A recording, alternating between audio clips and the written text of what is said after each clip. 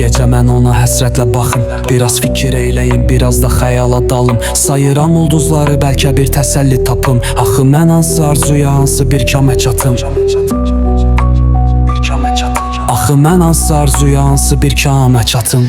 Sıxılır ürəyimdə, sıxılır axı bu canım. Vücudum sızıldayır, ağrayır ancaq bu başım. Nə keyfim, nə əhvalım, qaradı həmişə qanım. Axı mən hansı arzuya, hansı bir kamə çatım. Ürəyim fəğan edir, ala bilmirəm mən hələ. Titrədi bədənimi, coşqu veribdir əsəbə. Neynirəm səhəri mən, yoxdursa yoxum gecəyə.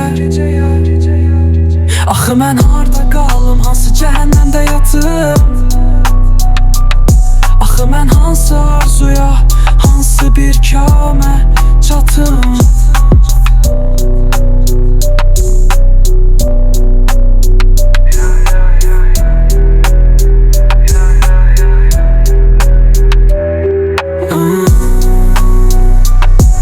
Ürəyim